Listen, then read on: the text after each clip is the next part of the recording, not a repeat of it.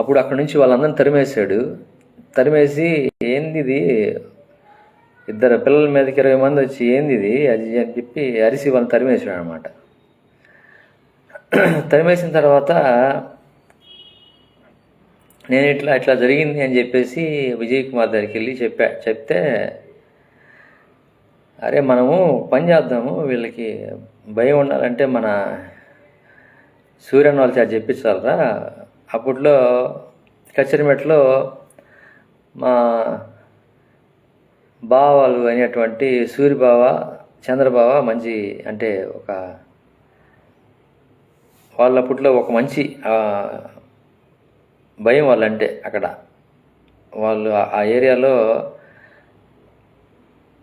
ఒక మంచి ఇది ఉన్నటువంటి వ్యక్తి. ఇద్దరు మంచి ఇది అనమాట. వాళ్ళకి వెళ్ళి చెప్పాలా అని చెప్పి విజయ్ కుమార్ చెప్పాడు అనమాట. చెప్తే బావా ఇట్లా ఆ చంటి ఒక 20 మందిని వేసుకొని వచ్చి నన్ను మా మామ కొడుకు సునీల్ని కొట్టారు బావా అంటే, అవునరా నేను వస్తానుండు, వాడు చంటిగాడు పని చెప్తాను అంటే ఆల్రెడీ చంటికి తెలుసు ఆయన గురించి.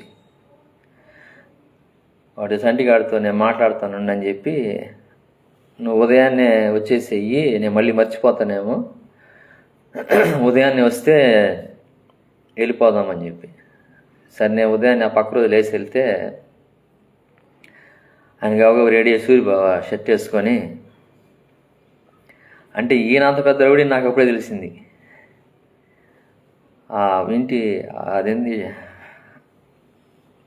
అల్మర్లో మనం సామాన్ సర్దేది ఉంటుంది కదా, దాని మీద నుంచి పేపర్ చుట్టింది ఒక తలవార్కి. ఆ తలవారు తీసుకున్నాడు. తలవారు తీసుకొని ఇటు పెట్టుకుని షర్ట్లో ఇక్కడ వెనక పెట్టుకొని దాన్ని వెనక ప్యాంట్లోకి పోయేటట్టుగా చేసి పిడేమో పైకి వచ్చేటట్టు చేసుకొని వచ్చాడు. ఒక్కడే వచ్చాడు, ఆయన కూడా మగవాడే, ఒక్కడే వచ్చాడు అనమాట. ఓ బ్యాచ్ని తీసుకొని వాళ్ళ అంటే అక్కడ కచ్చరిమెట్లో చాలామంది ఉంటారు, మనం ఒక బ్యాచ్ని వేసుకెళ్ళాలి అనుకోవాలి. ఆయన కూడా ఒక్కడే వచ్చాడు అనమాట.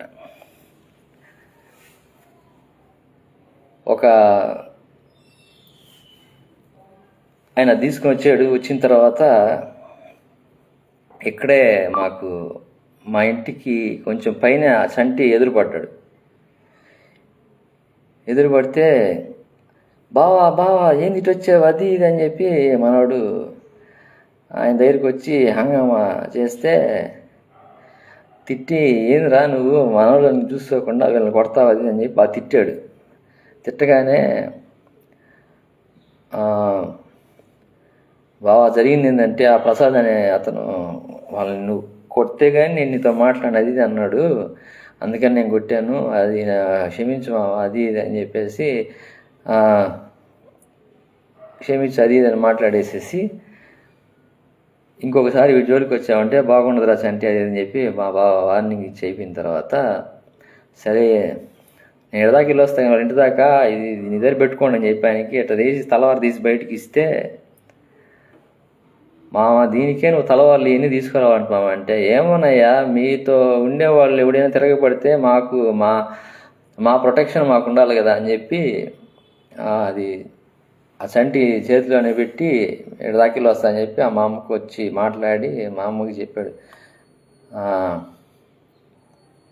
అత్తమ్మ మా ఇబ్బంది ఏం లేదు, లేట్లాంటి ఏదైనా జరిగితే నాకు తెలియజేయండి, నేను వచ్చి ఇది చేస్తాను, అయినా అసలు ఈ పిల్లలు ఒక జోలికి వెళ్ళే టైపు కాదు కదా, వీడెందుకు ఇట్లా తయారయ్యేది అంటే, నేను పట్టించుకోలేదయ్యా, నాకు ఇట గాలి తిరిగి తిరుగుతుంది నాకు తెలియదు అది ఇది అని చెప్పి అమ్మ చెప్పింది. అప్పుడు ఈ ఎడిసిన్ అన్నకి వాళ్ళ బావ చెప్పినట్టున్నాడు, ఇట్లా మనోడు కొంచెం ఎయిర్ ఫోర్స్ బ్యాచ్ తిరుగుతున్నాడు, చెడిపోతున్నాడు, వీడిని తీసుకెళ్ళిపోయి ఇక్కడి నుంచి కొంచెం సర్కిల్ బాగాలేదు అని చెప్పి. అప్పుడు నేను ఆయన వచ్చి అంటే ఇట్లా జరిగిన సంఘటనలు ఇవన్నీ చూసి, అంటే అక్కడ ఉంటే ఎవరో ఒకరు అంటే ఇప్పుడు ఒకటి వీళ్ళ బ్యాచ్తోనే ఉండాలా వాళ్ళ బ్యాచ్తోనే ఉండాలా, ఎవరో ఒకరు బ్యాచ్తో ఉన్నప్పుడు ఏదో ఒక డ్యామేజ్ జరుగుతుంది. అందుకని దేవుడు అక్కడ నుంచి నన్ను లేపి బరోడాలో పెట్టాడండి. ఆయన ద్వారా ఆ ఎడిసన్ వచ్చి ఇట్లా మెథడిస్ట్ టెక్నికల్ ఇన్స్టిట్యూట్ అని ఒకటి ఉంది. దాంట్లో నిన్ను ఈ యొక్క ఇంజనీరింగ్ సంబంధించిన దాంట్లో నేను మెకానికల్ ఇంజనీరింగ్ దాంట్లో చేర్పిస్తాను, మొత్తం నేనే చూసుకుంటాను, ఒక్క పైసా ఖర్చు ఏం లేదు, మనకి అది క్రిస్టియన్స్ది కాబట్టి వాళ్ళు ఫ్రీగానే మొత్తం చెప్పిస్తారు, అక్కడ నీకు యొక్క ఖర్చులకి నేను చూసుకుంటాను, నేను అక్కడ లెక్చరర్గా చేస్తున్నాను కాబట్టి నేను చూసుకుంటాను అని చెప్పారు. ఎందుకు ఇవన్నీ చేశారంటే వాళ్ళకి దేవుడు మా కుటుంబం పట్ల ఒక దర్శనాన్ని ఇచ్చాడు. ఏంటంటే మా నాన్న చనిపోయిన తర్వాత మా అమ్మకి ఉద్యోగం లేదు, మాకు అసలు పోషణ లేదు. వాళ్ళకి దేవుడు తెలియజేశాడు కుటుంబాలంతా చేసుకుంటా ఉంటే ఇట్లా ఆ కుటుంబంలో పోషణకి ఏమి లేదు, మీరేం చేస్తారంటే మీ అందరి దశంభాగాలు వాళ్ళకి ఇచ్చేయండి అని చెప్పి కుటుంబాలందరూ దేవుడు వాళ్ళతో మాట్లాడంట. ఎవరితోటి? మా ఈ జమీమక్క వాళ్ళ అమ్మ నాన్నతోటి, అంటే గుండాబత్తిని డేవిడ్ గారితో వాళ్ళ అమ్మతోటి. వాళ్ళు ఇట్లా ఏ ఆధారం లేకుండా ఉన్నారు కాబట్టి మీరు వాళ్ళని పోషించండి, నా నామానికి మహిమ వచ్చినట్లుగా, నేనున్నానని వారు తెలుసుకున్నట్లుగా మీరు కూడా తెలుసుకున్నట్లుగా అని చెప్పి వాళ్ళకి దేవుడు కుటుంబారాధనలో మాట్లాడంట. అందుకని వాళ్ళ జీతం రాగానే అమ్మకి జీతం వచ్చినట్లు వాళ్ళ దశంభాగం తీసుకొచ్చి ఇచ్చేవాళ్ళండి. ఆమెది అంకుల్ది, గుండావతిని డేవిడ్ అంకుల్ది, ఆమెది, వాళ్ళ ఇంట్లో ఉండే వాళ్ళందరూ దశంభాగాలు తీసుకొని వచ్చి అమ్మకి ఇచ్చేవాళ్ళు. అట్లా మాకు ఈ యొక్క కుటుంబము పోషించబడటం జరిగింది. అమ్మ ఎవరి దగ్గరికి వెళ్ళి చేయి చాచింది లేదు, ఆమె జస్ట్ ప్రార్థన చేసేది. ప్రార్థన చేస్తే ఆమెకి ఏదో ఒక వాక్యం వచ్చిందంట, నేను నిన్ను ఎలాగ పోషిస్తానో చూడు అని చెప్పి ఏదో ఒక వాక్యంతో మాట్లాడింది. సాక్ష్యం చెప్తా ఉండేది నాకు కూడా. అట్లా ఆయన పోషించాలని చెప్పిన తర్వాత, ఆ వాక్యం వచ్చిన తర్వాత వీళ్ళంతా, అంటే ఇట్లా చుట్టుపక్కల ఉన్నటువంటి వాళ్ళు, వీళ్ళు మన గుండాబతిని డేవిడ్ అంకుల్ వాళ్ళ ఫ్యామిలీ, ఆ తర్వాత ఆ పక్కన ఉన్నటువంటి జ్యోతి కిరీటము పెదమ్మ, జయకుమార్ పెదమ్మ, వాళ్ళు వచ్చేసి అమ్మకి బట్టలు ఇప్పించి, ఎక్కడ ఈ బట్టల షాప్లో వాళ్ళ ఇన్ఫ్లుయెన్స్ తోటి అప్పుగా బట్టలు ఇప్పించి, ఆ చీరలు ఇప్పించి, నెలకి కొంత కట్టుకుంటూ వస్తుందని చెప్పి వాళ్ళు అక్కడ ఒక షాప్లో బట్టలు ఇప్పించి, ఇటుపక్క జ్యోతి కిరీటం టీచర్ గారు, జయకుమార్ టీచర్, ఆ పెదమ్మ వాళ్ళిద్దరూ ఎట్లా హెల్ప్ చేశారు. తర్వాత ఈ పక్కనటువంటి మాకు రిలేటివ్స్ అయినటువంటి ఈ వంగేపురం ఫ్యామిలీస్, వాళ్ళలో పెద్ద అయినటువంటి దేవదానం గారి యొక్క భార్య, వాళ్ళ భార్య అమ్మ దగ్గరికి వచ్చి, ఇదిగో అమ్మాయి, ఇదిగో అంటే ఈ ఇంటిలో సామాన్ కదా, పప్పు, ఉప్పు, నూనె, ఉల్లిపాయలు, ఇట్లాంటి సామాన్ తీసుకొచ్చి ఇచ్చేసి, ఇదిగో అమ్మాయి, దేవుడు నన్ను ఇదిగో ఇట్లా ఈ సామాన్ని మనం ప్రేరేపిస్తున్నాడు అమ్మాయి అని చెప్పేసి అవి ఇచ్చేసి వెళ్ళిపోయేదాన్ని. అంటే దేవుడు ఎట్లా పోషిస్తాడని చెప్తున్నాను నీకు. వాళ్ళు వచ్చి ఇచ్చేవాళ్ళు. అవన్నీ నేను చిన్నప్పటి నుంచి చూస్తూ వచ్చాను. ఆ విధంగా దేవుడు అమ్మకి ఉద్యోగం వచ్చేంత వరకు వారి ద్వారా సహాయం అందేటట్లుగా చేశారు. అమ్మ ఉద్యోగం వచ్చిన తర్వాత అమ్మే, నాకు ఇప్పుడు ఉద్యోగం వచ్చింది కాబట్టి నాలాగా కష్టపడే వాళ్ళకి ఎవరికైనా సహాయం చేయని చెప్పి అమ్మే అక్కడి నుంచి ఆపేసిన వాళ్ళ నుంచి తీసుకోవడము. అట్లా ఆ విధంగా దేవుడు చేశాడు. ఈ ఇంటర్మీడియట్ స్టేజ్లో ఇక్కడ తప్పిన ప్రాణాపాయ పరిస్థితి ఏంటంటే, ఇట్లా ఈ కేసుల్లో వీటిల్లో ఇరుక్కుపోవాల్సిన నన్ను దేవుడు ఇక్కడి నుంచి దూరం చేసేసాడు. ఇక్కడి నుంచి తీసుకెళ్ళి ఆ బరోడా అనేటువంటి ప్రదేశంలో ఉంచాడు.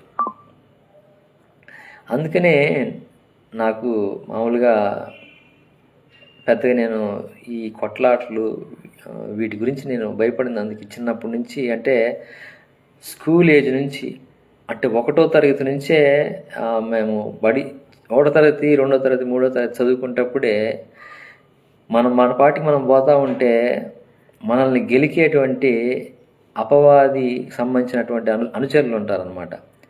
అట్లా గెలికినప్పుడు ఆ అపవాది అనుచరుల్ని కొట్టడానికి కూడా దేవుడే తన బిడ్డలను ఏర్పాటు చేసి వాళ్ళ చేత కొట్టించటం అనేది నేను చూశాను.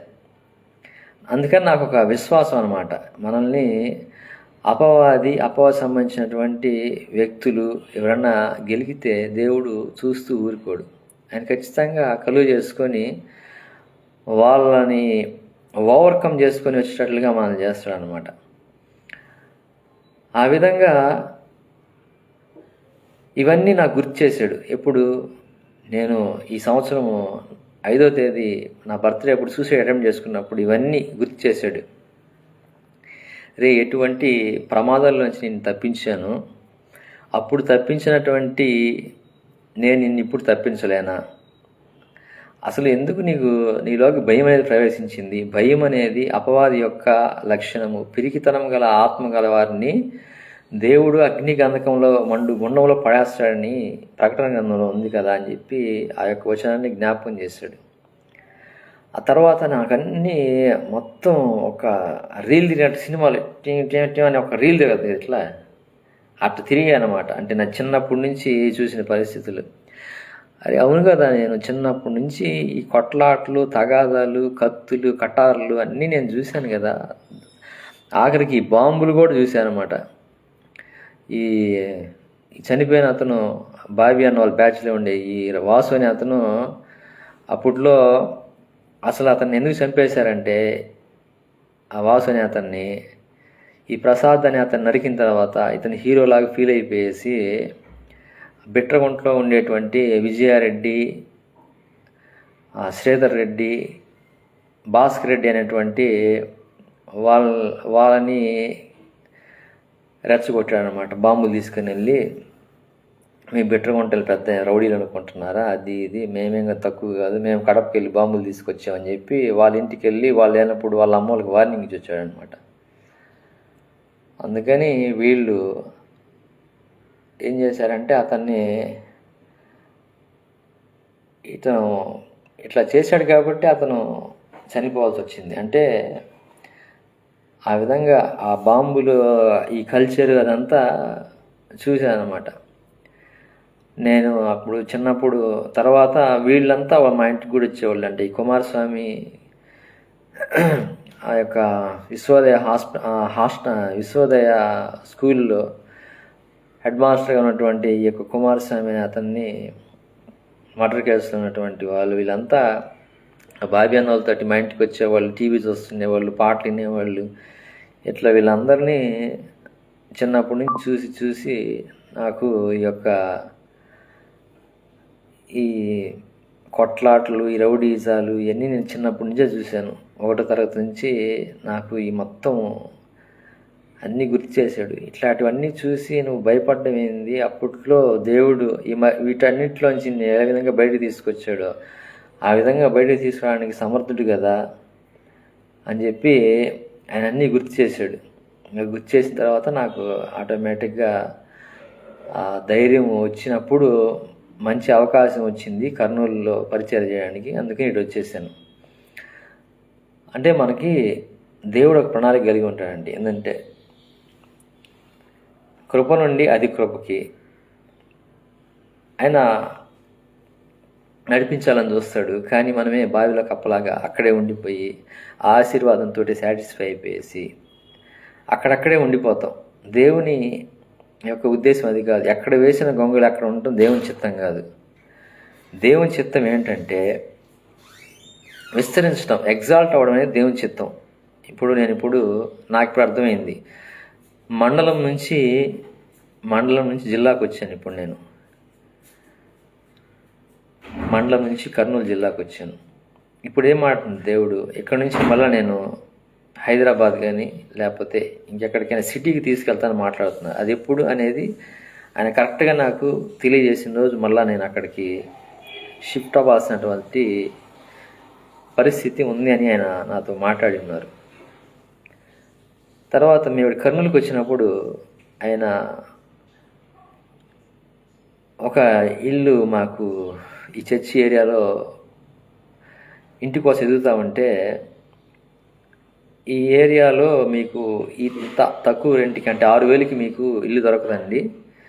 మీకు ఆ రేటుకి రెంట్కి ఇల్లు కావాలంటే బాలాజీ నగర్ అని ఒక ఏరియా ఉంది ఇక్కడ, అది మంచి సెంటర్ అది.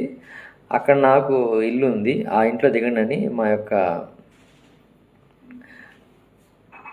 ఫస్ట్ మేము చేరినటువంటి ఇంటి ఓనరు ఆయన ఇక్కడ ఈ ఏరియాలో చర్చికి దగ్గర ఏరియాలో ఇల్లుంటే నాకు అక్కడ ఆ ఏరియాలో ఇల్లు ఉంది, అక్కడ ఉండండి, నేను కావాలంటే మీకు 6,000కి ఇస్తా అని చెప్పి అన్నాడు. అప్పుడు మేము చర్చికి చాలా దూరము, ఆ బాలాజీ నగర్ అనేటువంటి ఏరియా, అక్కడ చేరాము. First floor చేరాము.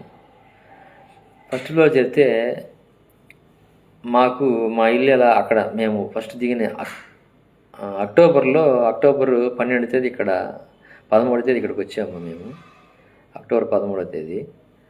ఆ ఇల్లు ఏంటంటే 2 స్కూళ్ళకి మధ్యలో ఉంటుంది. కేశవరెడ్డి స్కూల్ అనే స్కూలు, తర్వాత శ్రీజ అనేటువంటి స్కూల్కి మధ్యలో ఉంటుంది. ఈ 2 స్కూళ్ళ వైపు నుంచి ఈ పిల్లల గలబాలు మామూలుగా కాదు అసలుకి, ఎంత రచ్చ అసలుకి చెవులు తూట్లు పడిపోయేంత రచ్చ తలుపులు వేసుకుని ఉండేవాళ్ళవి. అట్లా ఆ విధంగా ఆ ఇంట్లో సఫర్ అయ్యాం. అంటే ఒక కష్టం గుండా వెళ్తే కానీ మనకి సుఖమేలో తెలియదని. ఆ కష్టం వల్ల మాకేమనిపించిందంటే ఇక్కడ సెకండ్ ఫ్లోర్లో ఇల్లు దొరికింది. ఈ చర్చికి అంత దూరం నుంచి రావడం పోవడం, ఈ క్రిస్మస్ సంబంధించినటువంటి క్వైర్ ప్రాక్టీస్ కోసం రోజు రావడం పోవడం, ఆటో ఛార్జీలకి 200, రాను 100 పోను 100, ఇట్లా అయిపోతా చర్చికి దూరంగా ఉండటం ఎంత ఇబ్బందికరమో అర్థమయ్యి మేమేం చేసామంటే ఈ తిరగడం ఎంత తట్టుకోలేక మళ్ళీ ఎతికాము ఈ ఏరియాలో. ఇల్లు ఎతికితే మాకు సెకండ్ ఫ్లోర్లో ఉండి ఇల్లు దొరికింది.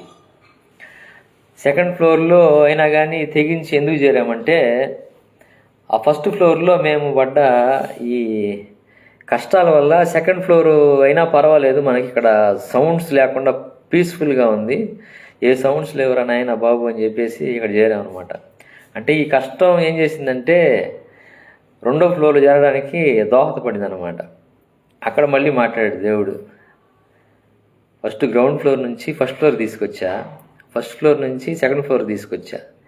ఇట్లా నేను ఇంకా హెచ్చించుకుంటా వెళ్తా కానీ ఇంకా తగ్గించేది ఉండదు, నువ్వు సిద్ధపడి ఉండు, నేను నిన్ను వాడుకుంటాను, ప్రపంచం అంతా వాడుకుంటాను అని మాట్లాడుతూ వచ్చి నా ద్వారా ఈ యొక్క వాట్సాప్ గ్రూప్ ఒకటి క్రియేట్ ఆయన చేయిస్తే ఆ వాట్సాప్ గ్రూప్కి ఫస్ట్ కల్వరి యూత్ ఫెలోషిప్ అనేటువంటి నామకరణం చేశాను. నామకరణం చేయించాడు. కల్వరి యూత్ ఫెలోషిప్ అంటే ఏమైనా కల్వరిలో ఆయన చేసినటువంటి త్యాగాన్ని గురించి అందరికీ యవనస్తులు తెలియజేసి యవనస్తుల్ని రక్షణ మార్గంలోకి నడిపించాలి అనేటువంటి విజన్ నాకు ఇచ్చాడు. ఎందుకంటే నేను యవన కాలంలో దారి తప్పబోయి మరలా ఆయన దగ్గరికి చేరాను కాబట్టి, అంటే ఇటువంటి ఈ రౌడీ సర్కిల్ తోటి వాళ్ళతో తిరిగి చెడిపోయి ఉండాల్సినటువంటి నన్ను ఆయన తప్పించి, ఈ మార్గాన్నిటిలోంచి తప్పించి మంచి మార్గంలోకి నడిపించాడు. కాబట్టి నేను అసలు యవన స్కూల్కి ప్రారంభించడానికి కారణమే మన ఈ కావల్లో 2023 సంవత్సరం నుంచి ఈ యొక్క యవనస్తుల పరిచర్య ప్రారంభించాను. ఎందుకు ప్రారంభించానంటే మన సంఘాలు ఉన్నటువంటి యవనస్తులు గంజాయిలు తాగుతా, తర్వాత మందు తాగుతా, ఆ విధంగా చెడిపోయి వారు కూడా ఈ విధంగా ఆవేశానికి లోనయ్యి అటెంప్ట్ మర్డర్లు చేసేసి ఇప్పుడు సఫర్ అవుతున్నటువంటి వారిని చూసి నాకు అనిపించింది, యవనస్తులకి ఇంతకుముందు నేనున్నటువంటి జీవితం దాని గురించి సాక్ష్యం చెప్పి వాళ్ళని ఇట్లా దేవుని వైపుకి మరల్చాలి అనేటువంటి ఉద్దేశంతో ఈ యొక్క యవనస్తుల గుడికి ప్రారంభించాను. అంతా ఆయన చిత్త ప్రకారం, ఆయన ఉద్దేశంలోనే జరిగిస్తూ వచ్చాడు ఆయన. అట్లా యవనస్తుల కూడిక ప్రారంభించి ప్రతి నెల ఒక్కొక్క చర్చ్లో యవనస్తుల కూడిక జరిగిస్తూ వచ్చాను. జరిగిస్తూ వచ్చిన తర్వాత 2024 సంవత్సరంలో అక్టోబర్ 30వ తేదీకి నాకు రక్షింపబడి 20 సంవత్సరాలు పూర్తయింది. 20 సంవత్సరాలు పూర్తయినప్పుడు నేను చెప్పాను, ఇట్లా మా అందరు అనుకుంటారండి మా అమ్మ వాళ్ళ ద్వారా మేము పరిచర్లోకి వచ్చామని అనుకుంటారు. కాదు, మా నాన్న తరపున ఉన్నటువంటి వారు కూడా, అంటే మా తాత, ఆయన సంఘ కాపరి రాపూర్లో, ఆయన వాళ్ళిద్దరు భార్యాభర్తలు ఇద్దరు, మా నానమ్మ మా తాతయ్య వాళ్ళిద్దరు టీచర్లు. వాళ్ళ టీచర్లు రిటైర్ అయిన తర్వాత వాళ్ళు అక్కడ రాపూర్లో ఒక సంఘాన్ని పెట్టి, అంటే మన ఎస్సీ కమ్యూనిటీలో వీళ్ళు అక్కడ పెదరాయుడు చిన్నరాయుడు లాగా అనమాట మా తాతలు ఇద్దరు.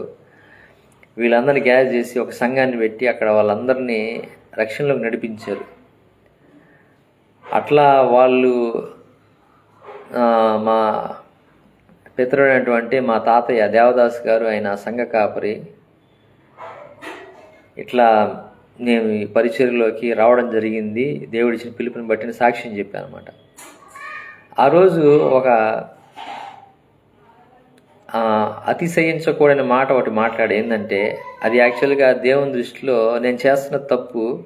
దాని గురించి అతిశయంగా ఏం చెప్పానంటే, నాకు ఊహ తెలిసినప్పటి నుంచి ఈ సంఘంలోనే క్రిస్మస్ సెలబ్రేట్ చేసుకుంటున్నాను. జనవరి 1కి మా తాతయ్య వాళ్ళ దగ్గర వెళ్ళి అక్కడ సెలబ్రేట్ చేసుకుంటే, క్రిస్మస్కి మాత్రం అసలు ఇక్కడ ఈ సంఘంలోనే నాకు తెలిసినప్పటి నుంచి క్రిస్మస్ సెలబ్రేట్ చేసుకుంటున్నాము. ఆ విధంగా మమ్మల్ని ఒక సంఘంలో దేవుడు వాడుకుంటున్నాడు అని చెప్పి మాట్లాడా. ఆ మాటలు దేవునికి నచ్చలా. అంటే ఎక్కడ వేసిన గొంగళి అక్కడే ఉన్నాను నేను, ఎటు పోలేదు, ఎదుగు బొదుగు లేదు, బావిలో కప్పలా ఇక్కడే ఉన్నాను అని చెప్పినట్టు అనిపించింది అనమాట ఆయనకి. నాకు అర్థమైంది అది. అందుకని వీళ్ళు లేపాలి ఎక్కడి నుంచి అనుకున్నాడు. లేపాలనుకొని అనుమతించేశాడు కొంతకాలం అపవాదికి అనుమతించేసి పరిస్థితులన్నీ నేను అక్కడి నుంచి లేచేటట్టు చేశాను అనమాట. అక్కడి నుంచి కావల నుంచి ఉద్యోగం పోయింది. ఈ వైసీపీ హయాంలో రిక్రూట్ అయ్యామని చెప్పి టీడీపీ వాళ్ళు వచ్చేసి కావల గవర్నమెంట్ హాస్పిటల్లో ఆరోగ్యశ్రీ డిపార్ట్మెంట్లో డేటా ఎంట్రీ ఆపరేటర్గా చేస్తున్నాను నేను. ఈ సంవత్సరం మార్చి 1 నుంచి అయిపోమని చెప్పారు. అట్లా ఉద్యోగం పోయింది.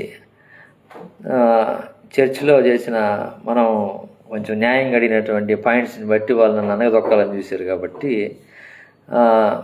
ఇట్లా అన్ని పరిస్థితులు ఎక్కడ వాడపడకుండా అయిపోవడము, ఇవన్నీ చూసిన తర్వాత నాకు కావలి మీద విరక్తి వచ్చేసి ఇక్కడి నుంచి వెళ్ళిపోయి ఎక్కడైనా పరిచయం అనుకుంటున్న టైంలో ఈ కర్నూలు నుంచి కాల్ రావడం, ఇవన్నీ కరెక్ట్ కలిసాయి అనమాట. ఇవన్నీ దేవుని చిత్తంలోనే జరిగాయని చెప్పి నాకు అర్థమైంది. ఇక్కడికి వచ్చాను జూను లాస్ట్ వీక్. ఇక్కడికి వచ్చి పాటలు పాడాను, పాటలు నేర్పించడం, అక్కడ ఇచ్చేయడం అది జరిగింది. మళ్ళా పోగొట్టుకున్నటువంటి ఆ యొక్క పరిశుద్ధాత్మ మళ్ళా నాలోకి ప్రవేశించి ఇంకక్కడి నుంచి ఇంకా ఆయన చేతనే మొత్తం లీడ్ చేయబడుతున్నాను నేను. ఆయన ఇప్పుడు ఏ విధంగా నడిపిస్తే ఆ విధంగా నడుచుకుంటూ వెళ్తూ ఉన్నా. నిన్న ఊహించిన రీతిగా నిన్న ఒక సింగింగ్ కాంపిటీషన్ జరిగితే అక్కడ పాల్గొనడానికి వెళ్తే, అక్కడ ఫస్ట్ రోజు అంటే 17, 19 ఈ 2 రోజుల్లో సింగింగ్ కాంపిటీషను జరిగితే దానికి పాల్గొనడానికి పోయాము. వెళ్తే ఆ రోజు ఫస్ట్ రోజు నేను పరిచయం చేసుకుంటూ, నేను ఇట్లా ఇక్కడ కర్నూలుకి కావలి నుండి వచ్చాను, మన ఈ స్టాంటన్ మెంబర్ తెలుగు బ్యాప్టిస్ట్ చర్చ్లో నేను కోయిర్ డైరెక్టర్గా చేస్తున్నా అని చెప్పి పాట పాడా. అదే నాకు ఆ సింగింగ్ కాంపిటీషన్లో పాల్గొనేయకుండా ఇదయింది. అంటే వాళ్ళు ఏంటంటే ఈ కోయిర్ డైరెక్టర్గా ఉండేటువంటి వాళ్ళకి అన్నీ తెలుసుంటాయి కాబట్టి వాళ్ళ కోసం కాదు ఇది కాంపిటీషన్ పెట్టింది. అంటే మ్యూజిక్లో లెజెండ్స్కి కాదు, ఇది మామూలు నార్మల్ సింగర్స్కి. కాబట్టి సార్ మీరు ఫైనల్లో పాడడానికి లేదండి అంటే మాకు ఫస్ట్ తెలియక మేము పాడిచ్చేసాం. తర్వాత జడ్జెస్ ఏం చెప్పారంటే, ఆయన అంత తెలిసిన ఆయన పాడితే బాగుండదండి, వీళ్ళకి డ్యామేజ్ జరుగుతుంది పిల్లలకి, కాబట్టి సింగర్ అయింటే ఓకే, కానీ ఆయనకి మ్యూజిక్ అంతా వచ్చు కాబట్టి అతను ఎలిజిబుల్ కాదు, అంటే అర్హులైనటువంటి వారికి అది దక్కితే బాగుంటుందని వాళ్ళు అందరూ అనుకుంటే నేను కూడా అదే చెప్పాను. సరేనండి, ఓన్లీ మా మిసెస్ చేత మాత్రమే పాడిస్తానని చెప్తే, మా మిసెస్ చేత పాడిస్తే అమ్మాయికి 4th ప్రైజ్ వచ్చింది. మొత్తం 5 ప్రైజులు అయితే దాంట్లో 4th ప్రైజ్ వచ్చింది. మామూలుగా 1st, 2nd, 3rd వస్తే దాంట్లో ఏదో ఒక దానికి అతిశయించవచ్చు, కానీ దేవుళ్ళు ఈ విధంగా కూడా అతిశయించడానికి ఒక స్థితి నిన్న కలిగింది. ఏంటంటే నిన్న సాయంత్రం జరిగిన విషయం ఏంటంటే, అక్కడికి జడ్జెస్గా ఉండడానికి మన నెల్లూరు హోసన్నా మినిస్ట్రీస్లో ఉన్న కర్నూలు హోసన్నా మినిస్ట్రీస్లో ఉన్న ఫ్రెడ్డీ పాలన్న అక్కడికి జడ్జిగా వచ్చారు. వస్తే ఆయన మామూలుగా ఎక్కడైనా కానీ 10th క్లాస్ పాస్ అయితే కేక్ కట్ చేయిస్తారు కదా. వాళ్ళ చర్చిలో 10th క్లాస్ ఫెయిల్ అయిన వాళ్ళు లేయండి అని చెప్తాడంట. ఫెయిల్ అయిన వాళ్ళు లేచిన తర్వాత అందరిని ముందుకు పిలిచి కేక్ కట్ చేపిస్తుంటారు వాళ్ళ చేత. ఎందుకంటే వీళ్ళు పడిపోయినంత మాత్రాన వీళ్ళు ఇంకెప్పటికీ అట్లే పడిపోయిన స్థితిలో ఉండాలి అనేది కాదు. దేవుడు పడిన తర్వాత లేపి వాళ్ళు నిలబెట్టి వాళ్ళు నడిచి మరలా పరిగెత్తేటట్టు చేసి వాళ్ళు ప్రైజ్ గెలిచేటట్టుగా చేస్తాడు. కాబట్టి పడిపోయినంత మాత్రంగా వీళ్ళు ఫెయిల్ అయిపోయినట్టు కాదు. నేను కూడా ఫస్ట్ సింగింగ్ కాంపిటీషన్కి మా లోన్ స్టార్ చర్చిలో సింగింగ్ కాంపిటీషన్ జరిగితే పాడడానికి వెళ్ళాను. అప్పుడు దేవా పాపిని నిన్ను ఆశ్రయించిన పాట పాడాను. పల్లవి పాడేటప్పటికి నాకు మొత్తం కాళ్ళు చేతులు వణికిపోయి ఇంకా చరణం పాడలేకపోయాను, వచ్చేసాను. కానీ ఇప్పుడు దేవుని మహాకృపను బట్టి ఈ విధంగా పాడుతూ పరిచయలో కొనసాగుతుందని చెప్పి ఆయన చెప్పి, కాబట్టి నేను ఇప్పుడు నాకు ఫస్ట్ సెకండ్ థర్డ్ వచ్చిన వాళ్ళకి ఎట్లా అంటే ఈ లోక ప్రజలు వాళ్ళని గణపరిచేశారు కాబట్టి ఇంకా మేము దేవుని ప్రజలంగా దేవుని బిడ్డలను గణపరచాలి. కాబట్టి వీళ్ళంతా పడిపోయిన స్థితిలో ఉన్నారు. కాబట్టి అంటే 5th 4th ప్రైజులు వచ్చిన వాళ్ళు పడిపోయిన స్థితి. కాబట్టి నేను వెనకాల నుంచి వీళ్ళకి ర్యాంకింగ్ ఇస్తాను, నా ఆల్బంలో వీళ్ళ చేత పాటలు పాడిస్తా అని చెప్పి వెరైటీగా, అంటే దేవుడు ఏ విధంగా ఆలోచించి చేశాడు చూడండి. మా మిసెస్కి ఆయన దృష్టిలో సెకండ్ ప్రైజ్ వచ్చింది, ఫస్ట్ ప్రైజ్ వచ్చేసి 5th ప్రైజ్ వచ్చినటువంటి ఆ అమ్మాయికి అనమాట. ఆయన ఏం చేశాడంటే ఫస్ట్ సెకండ్ మీ ఇద్దరు నా దృష్టిలో, దేవుని దృష్టిలో కూడా అంటే దేవుడు వెనక నుంచి ఫస్ట్ తీసుకుంటాడు. అంటే పడిపోయిన స్థితిలో ఉండే వాళ్ళకే ఫస్ట్ ప్రయారిటీ. కాబట్టి ఈ 5th ప్లేస్ వచ్చిన అమ్మాయికి ఈ యొక్క క్యాసెట్లో పడే అవకాశము ఇస్తున్నాను. అలాగే 4th ప్లేస్ వచ్చినటువంటి ఈ అమ్మాయికి కూడా క్యాసెట్లో పడే అవకాశం ఇస్తున్నాను చెప్పి 4th ప్లేస్ వచ్చింది అన్న మా మిసెస్కి. ఈ అమ్మాయికి క్యాసెట్లో పడే అవకాశం కల్పిస్తున్నా అని చెప్పి అనౌన్స్ చేశారనమాట. అంటే దేవుడి ప్రణాళికలు అలా ఉంటాయండి. అంటే మనము పడిపోయిన స్థితిలో ఉంటే ఆయన లేపి నిలబెట్టి పరిగెత్తేటట్టు చేస్తాడు అనమాట. కాబట్టి మనము మనుషుల మీద ఆధారపడకూడదు. నేను తెలుసుకున్నది కేవలం ఆయన వైపు చూస్తూ ఉంటే ఆయన మనుషుల్ని ఏర్పాటు చేస్తాడు మన కోసం. మనం ఏం చేస్తామంటే దేవుని వైపు చూడకుండా మనుషులను ఆశ్రయిస్తూ ఉంటాం. నీకు ఒక మనిషి హెల్ప్ చేయాలంటే వాని యొక్క మనస్సు ఎవరి చేతిలో ఉంటుంది? దేవుని చేతిలో ఉంటుంది. రాజు హృదయము ఎవరి చేతిలో ఉంటుందంటే దేవుని చేతిలో ఉంటుందంట. అది ఆయన చిత్త ప్రకారంగా ఆయన చెప్తాడనమాట. ఒకని హృదయము దేవుని చేతిలో పారేటువంటి నీటి కాలలాగా ఉంటుందంట. అది ఆయన చిత్తవృత్తి చొప్పున ఆయన తిప్పుతారంట. అట్లాగా నిన్న జడ్జిగా ఉండడానికి పిలిచినటువంటి, అంటే ఒక విధంగా చెప్పాలంటే ఆ రోజుకే ఆయన రాజు కదా. నిన్న దినమున ఆయన ఒక ఆ ప్రోగ్రాంకి అతను రాజు. ఆయన హృదయాన్ని ఎలా తిప్పాడు? వీళ్ళకి పాటకి అవకాశం ఇచ్చే విధంగా. ఎవరైనా కోరుకునేది ఏంది? మామూలుగా బాగా పాడితే ఈ క్యాసెట్లో పాడని కోరుకుంటారు. అది జరిగిపోయిందనమాట. ఫస్ట్ సెకండ్ మామూలుగా ఈ లోకంగా వీళ్ళు ఇచ్చినటువంటి ప్రైజులు వాళ్ళకి కలగల మళ్ళీ అవకాశం. చూడండి, ఈ లోకం ఫస్ట్ సెకండ్ థర్డ్ ఇచ్చిన వాళ్ళకేమో అవకాశం కలగలేదు, కానీ వెనక నుంచి ఫస్ట్ సెకండ్ వచ్చినటువంటి వీళ్ళకి అవకాశం కలిగింది. అంటే దేవుడి తలంపులు వేరు, మానవుల తలంపులు వేరు. ఆయన తలంపులు ఎలా ఉంటాయంటే మనం ఊహించం అసలుకి. ఆ విధంగా దేవుడు నిన్న మా మిసెస్కి సహాయం చేశాడు. అలాగే లాస్ట్ అంటే మొన్న సండే, ఇంకా సండే కూడా రాలే కదా, రేపు సండే వస్తుంది. లాస్ట్ వీక్ సండే, అంతకుముందు సండే మా పాపది బర్త్డే 7th. ఆ రోజు పాప పాట బాగా పాడింది. ఏది స్థిరపరచువాడు చర్చిలో పాడింది పాట. ఇక్కడ ఒక ఆంటీ, ఆ పేరు చెప్పొద్దనింది అందుకని చెప్పట్లేదు, ఒక ఆంటీ ఆ పాపని మెచ్చుకొని బాగా పాడుతుందయ్యా, మీరు బాగా అమ్మాయిని ఇది చేయించండి, ఎంకరేజ్ చేయండి అది అని చెప్పింది అనమాట.